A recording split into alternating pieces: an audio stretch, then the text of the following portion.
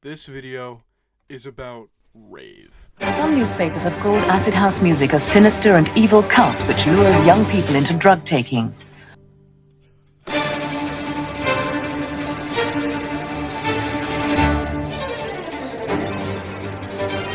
It's one of the biggest hypes that have come on the music scene in recent years.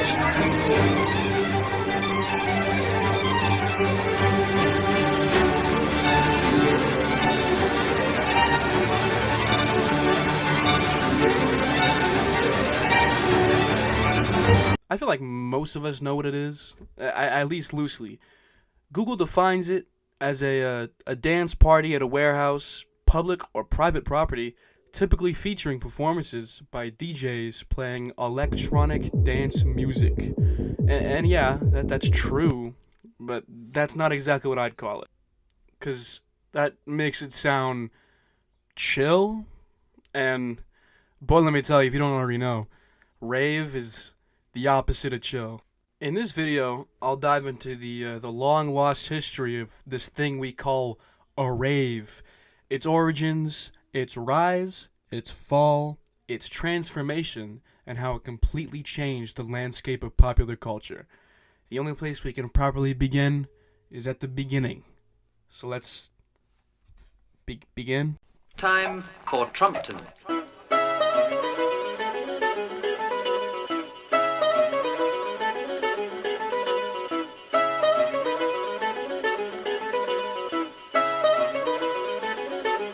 Suddenly, Rave got its start overseas in the 1980s UK when a bunch of angsty teens thought it would be a cool idea to blast on men breaks and square wave synths in an old abandoned warehouse and shoe factories, really putting the enjoyment in endangerment.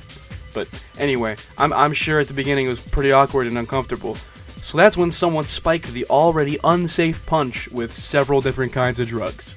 As the drug-filled underbelly of the rave scene was growing, so were the raves themselves. After an excessive amount of them kept taking place illegally, and with an attendance of sometimes in the thousands of people, and the death rate way higher than you'd assume, Parliament, or the Queen, or whoever does the laws over there, finally ended the kids' fun, putting in place the Entertainment, in parentheses, Increased Penalties Act of 1990, allowing ravers fines of up to £20,000. The bar was just set at 20 people to count as an illegal rave. I mean, imagine being that 20th guy just showing it up and ruining it for everyone else.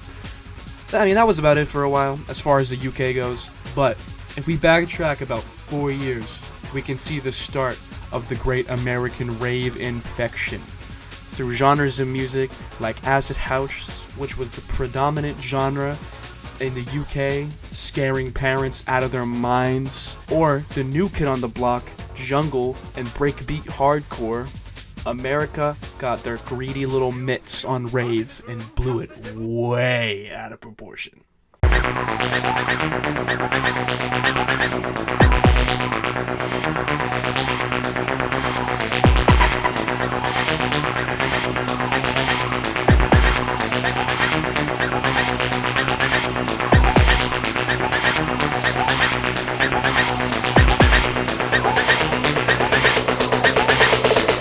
Slowly, the rave bug sunk its ecstasy-soaked fangs into every corner of the States. And it's mostly credited to this guy, Frankie Bones. You guys know Frankie Bones? Okay, I didn't think so. He did the very American thing and just stole it from the UK and gave it to Brooklyn. Someone from Brooklyn got it all the way over to Southern California, and thus the two opposing coasts were formed. That's when this rave Silk Road was pioneered. Up until this point, these raves have been started by just word of mouth, but people like Carl Craig used his radio show called Detroit Technology to display the house and jungle styles emerging from the dark crevasses of scrapyards and shoe factories of Detroit. Aspiring DJs would send in their tapes to be track ID'd on air, leading to not only the parties, but the DJs themselves to gain recognition. That Silk Road would carry the scene down to the south, where the sound got dirty and intense.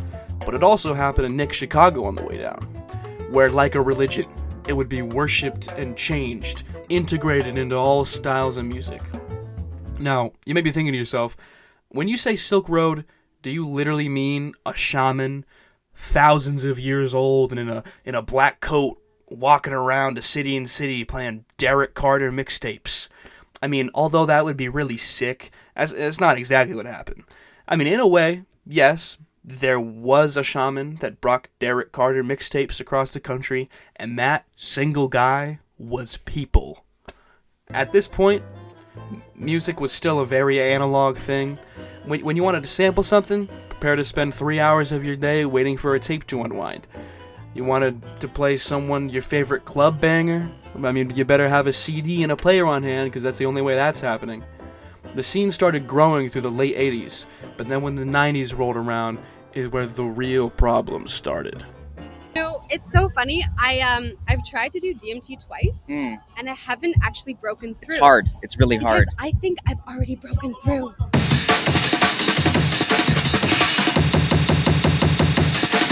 How? Remember how a while ago I briefly mentioned that someone spiked the punch that is going to a rave show? Well, during the 90s, the drug use at raves had gotten so bad that people were moving to straight up meth to get a better high. It was around this point that the DEA had to come up with its whole own classification of rave drugs because of how rampant and terrible the problem was. The term free party was thrown around a lot at this time, mainly due to the fact that raves slowly starting to become illegal in Southern California. It was probably because having a bunch of 20-year-olds go into a hot, abandoned building full of strobe lights and crazy loud music, high out of their minds on LSD, and occasionally just dropping dead, probably wasn't a great idea most of the time. Now, usually, I'm all for a good rave and anti-authority, kids will be kids mindset, but in retrospect, I think the government of California actually did something right for a change. This whole fiasco ultimately led to a total disdain for rave in the general public. The phrase antisocial behavior came up a lot during this time, and goes to show how ravers were perceived.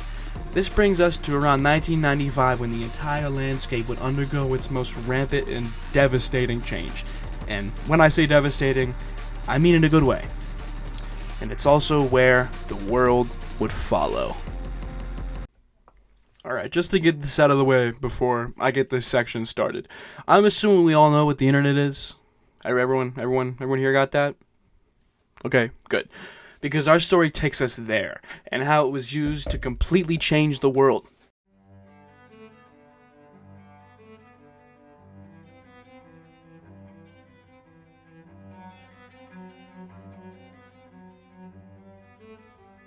You know, the internet has always been an important part of history, but for the purposes of this topic, I'll be talking about its utilization in, you guessed it, rave.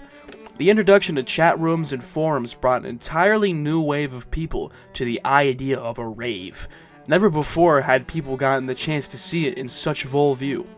Along with forums came DAWs, DAW, Digital Audio Workstations, that helped spawn the new wave jungle, drum and bass, that has become probably most synonymous with rave today, even though drum and bass as a genre existed in the tail end of rave's lifespan. This is specifically how the Midwest became so intertwined with the genre. As I didn't mention in the Silk Road analogy, the Midwest never really got access to rave until the internet came around. That allowed fans and DJs of the scene to communicate with Midwesterners, sending the scene to every nook and cranny of America. But it wasn't only the music that was shared, so was everything else. Locations of secret illegal raves, specific drugs to use, the whole binky pacifier thing that I don't really want to get into, fashion, other events, you name it. The whole raver encyclopedia became an online resource for anyone to view. Communities started to form on college campuses, everyone on the same chat room organizing raves. Whole delegations were set up, separating the country into different circuits, one for New England and the North, pretty much most of the North, one for Chicago area, one for the South, one for the West, one for the Midwest. You had all of these different people all coming together over the internet that never would have even known who each other were. These chat rooms provided a place to digitally release mixtapes to the entire country's rave circuits, but inevitably, major labels started to pick up on the rapidly growing success of the rave scene. I mean, long after it had reached worldwide recognition. At this point in time, the general conscious was still very rock-centered. That was the most popular genre, and so they picked the best artists to represent their vision, which was the Prodigy.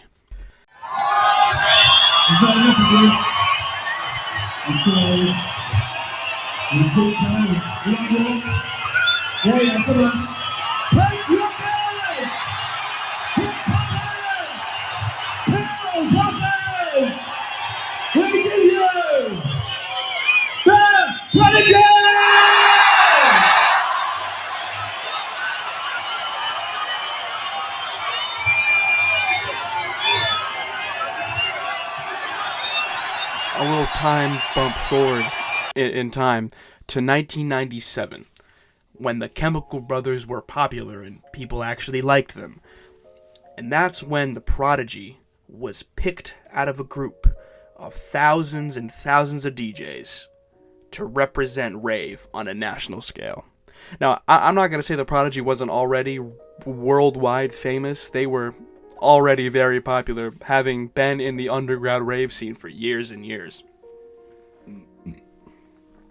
And I'm not going to say that their album, The Fat of the Land, single-handedly killed rave, because as late as 1999, there was a massive, full-on, drug-fueled, classic free rave at Woodstock 99.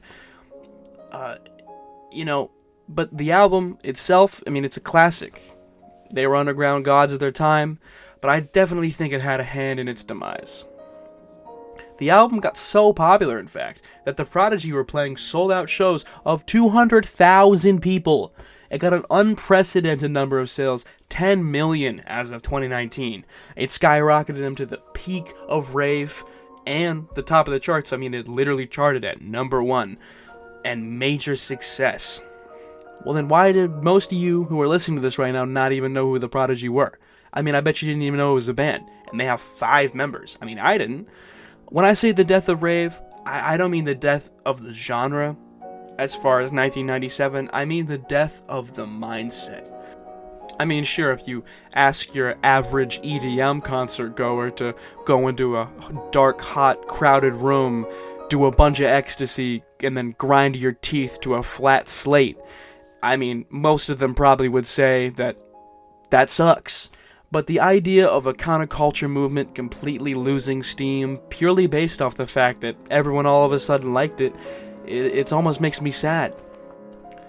As the 2000s rolled around, people stopped using the word rave to refer to them at all. They distanced themselves from hard drugs. Club promoters and label execs turned them into commercialized electronic dance parties. The hard-hitting drums and wailing synths changed into a soft, more laid-back style to combat the popularity of the Prodigy and their copycats. And overall, the party finally ended. Even though EDM concerts are still wildly popular and attract millions of people every year, there's always been something that's felt fake about it. Even though, I mean, it's a lot safer and maybe it's even a little bit better music sometimes, the total destruction of such an important and influential genre will always be impossible to overlook. But now, for a melancholic yet happy ending, we'll be looking at the lasting effects it had on America and the world.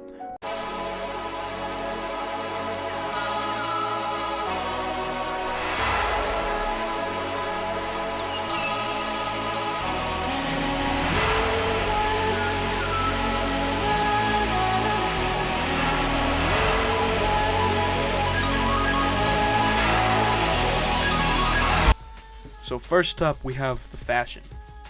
Now, rave or fashion was one of the most influential movements of the 20th into the 21st century, garnering its namesake from that exact time, Y2K. When I say Y2K, you may or may not know exactly what I'm talking about, but I'm sure that you have some kind of inclination of what it looked like. I couldn't describe it better than a brilliantly written article by Lorenzo Solomon in the fashion magazine NSS. From here on out, I'll be reading it. Visors and famous wraparound glasses appeared. technology became an accessory. Neon characters, colorful plush, tie-dye graphics, glitter. The lure of a childhood filtered through the lens of ecstasy was mixed with a sense of freedom and hedonism that flowed into the bizarre candy culture, enamored with the colors and values of pacifism and the universal love. Fluorescent bikinis mixed with tall furry boots, glowing pacifiers, which, side note, ew, telephone wires used as necklaces, and plastic jewelry. Barbarella-style wigs and makeup were everywhere. We still see Y2K's influence to this day. Major brands such as Prada, Balenciaga, Miu Miu, Marc Jacobs, Burberry, and Diesel have taken very clear influence in certain pieces, even making whole lines to accommodate the style. Now, I'm not saying the hippies didn't have to do anything with fashion, but I think when it comes to the world we live in today, the ravers shaped young people's clothing into a much wider scale.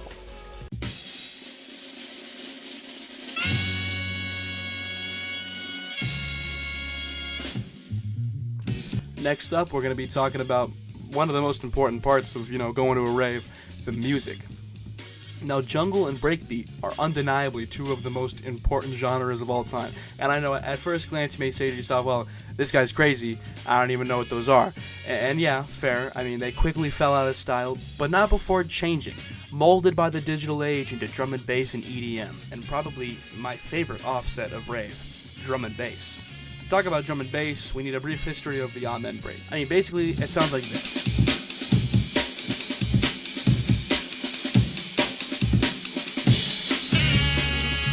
And it was the foundation for pretty much all of rave music throughout its time. It continues to be sampled today and has become the most sampled sound in history. Okay, good, we're good, okay. Yeah, drum and bass stayed relatively under the radar for most of the 2000s, but just recently it started to have a massive resurgence. 20 years later, it's still changing the music scene bit by bit. Stemming from a combination of breakbeat, hardcore, and synthwave, EDM became the vanilla, commercialized rave music of the 21st century, whereas dubstep stemmed from the gritty underground nightclubs of London, but eventually found its way into the hands of Skrillex, and the rest of that is history.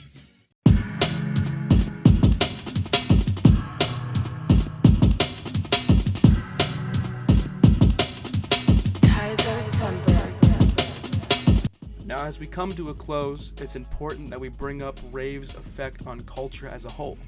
If I hadn't already said it, I see rave as the last great counterculture movement.